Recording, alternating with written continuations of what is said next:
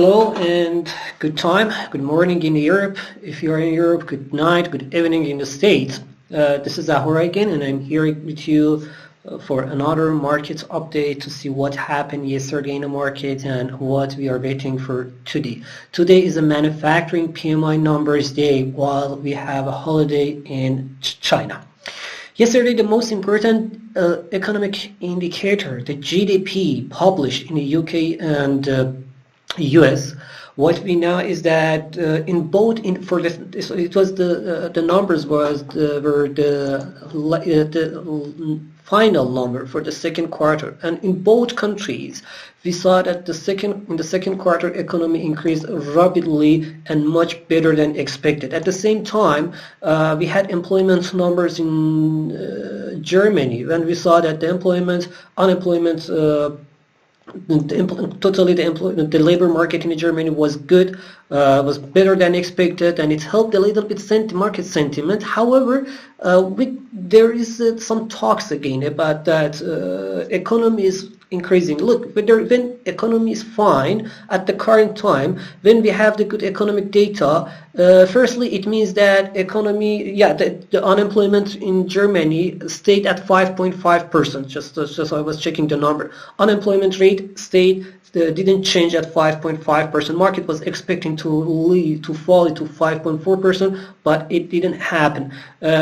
So what I was talking, look, when economy is going fine, when economy is fine at the current situation, it means that the governments and the central banks, they are coming together to say that, look, while economy is good, and it means that the factories and the companies, they don't need more our help. So it means that we can start tapering a little bit faster, earlier than before. At the same time, we see that the inflation numbers is growing, is increasing, especially right now with what happening in the energy market. So what is the outcome? The outcome is that we're gonna go to the hawkish policy side a little bit faster than before.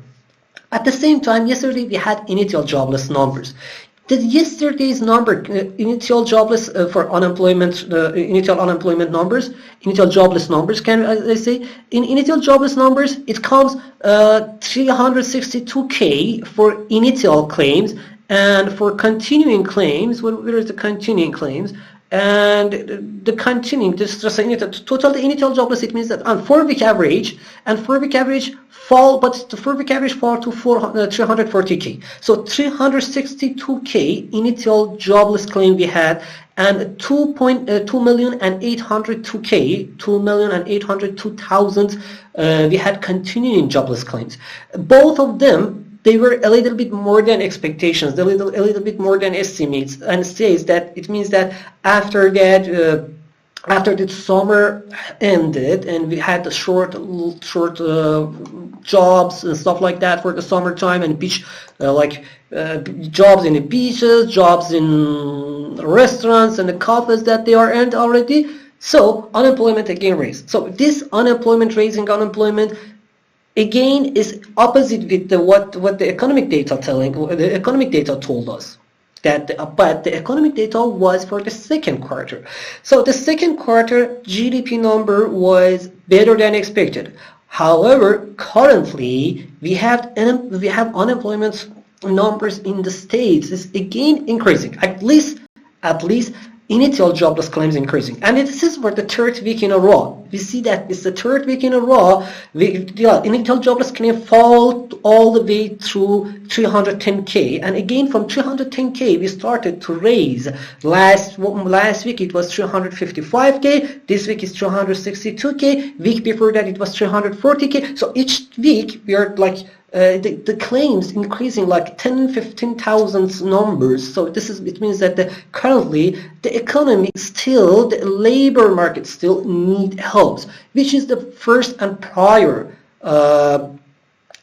factor for the Federal Reserve to see that should they start any hawkish policies or not. At the same time, when we look at Asia, we see that the Chinese central bank didn't start the hawkish policies, and again they started some dovish ball. They injected again the money in the market. So what we can expect right now at from the government and from the Federal Reserve, that they may not inject any new money, because already we have it. Already we have 1.2 billion of the Bidens, while we have 3.5 billion bill of the Democrats. So we don't need anything more. So this means that, look, the GDP expectations for the 2022 and 2023 is wonderful, and it's increased. Estimates increased. We are waiting for the better GDP for 2022 and 2023.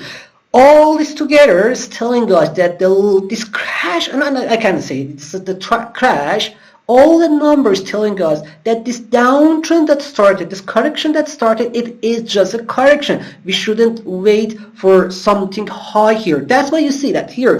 Look at the VIX chart. VIX chart is still, like as I told you yesterday, that we are waiting a little bit slower movement, but a little bit to the downside. Yesterday we saw this downside movement. You see, look at the chart. This is the where is my chart? Yeah, this is the VIX chart. VIX chart. Oh, sorry, this is the US index chart. Let's go to the VIX chart. This is the VIX chart. Yesterday we saw this downtrend, but earlier today, I'm talking about yesterday. But earlier today, what happened earlier today, or the late evening in the US and earlier today? What happened? This is the market a little bit changed the tone, especially when we are getting after the numbers that we saw in employment numbers. I mean, before employment numbers, it comes down, but after employment numbers, you see what happened. Employment numbers was against the GDP numbers. This GDP numbers came earlier, and they told, especially in Europe, also came and helped totally the market sentiment. But employment numbers told us that the market is not that going fine, and currently the GDP second quarter, the GDP published GDP was for second quarter.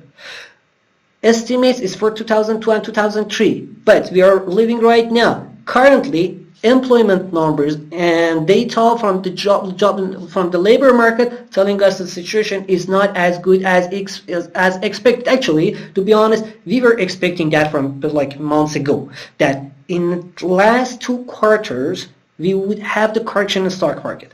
This increasing in the VIX and market volatility helped the US dollar to keep its gains, and it is steady about 94, as it was expected. And yesterday we were expecting a little bit ease, a little bit weakness in the US dollar. We saw that almost it couldn't increase more, but the market volatility kept it there.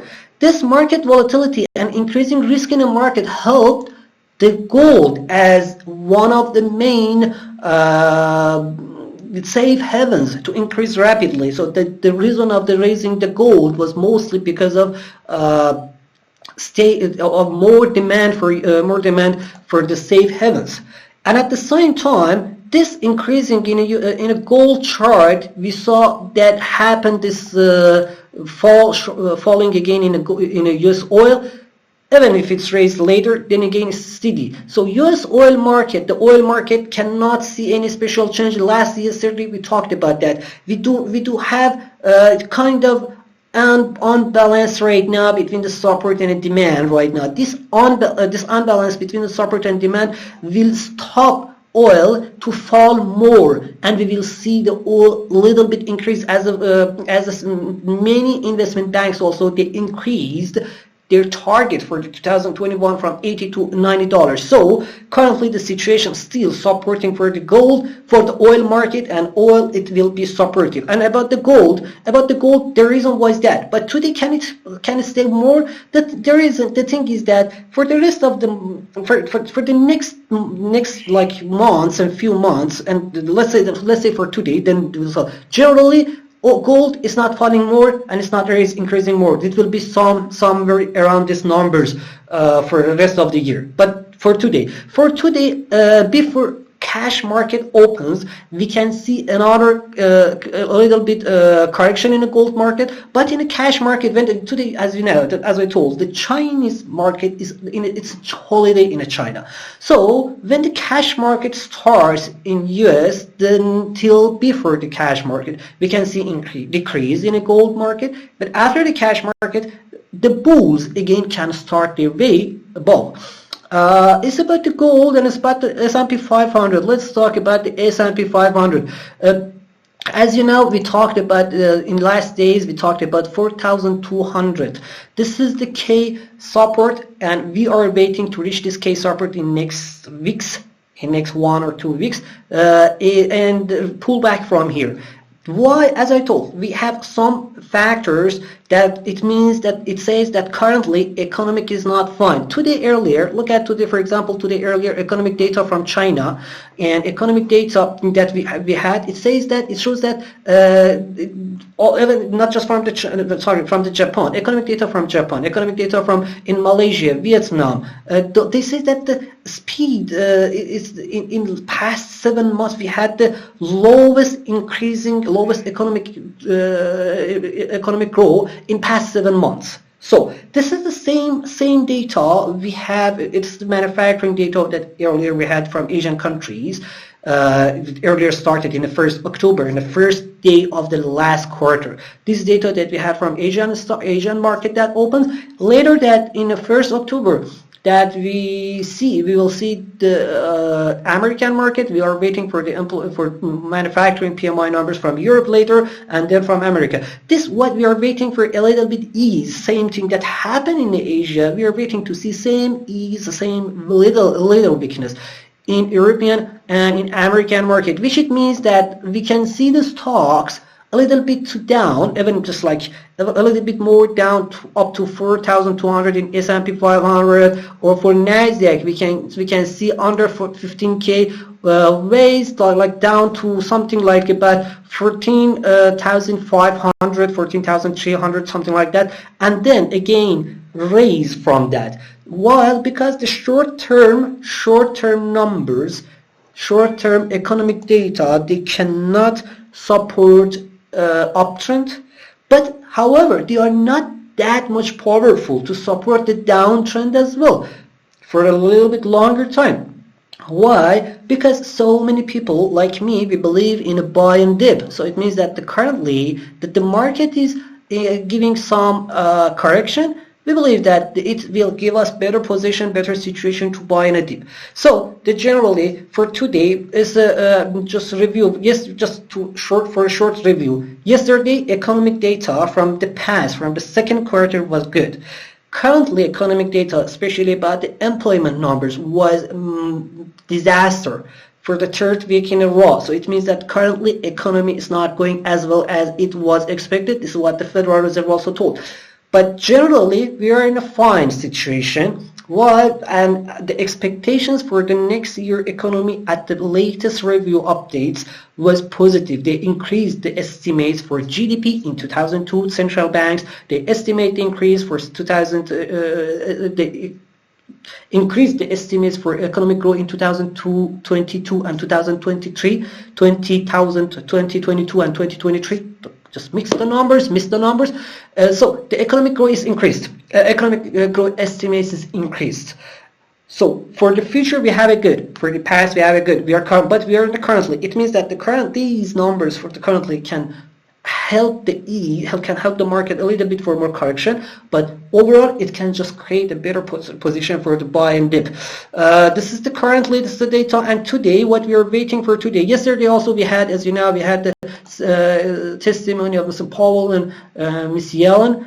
This testimony is also actually they didn't have that much something new. They didn't have something new than what they told already in the last days. As yesterday I told, we already know their idea, and they told already that probably the tapering probably will start from December, not earlier than December. What they talked, but in 2022 we will have the rate hikes for sure. This is what I believe. Interest rates should increase in 2022. And even not once, twice. So today is the manufacturing. Till by now we have the manufacturing data from the Asian countries, especially from Japan, and it was disaster. It was negative. It was not fine. The numbers was let me tell the numbers.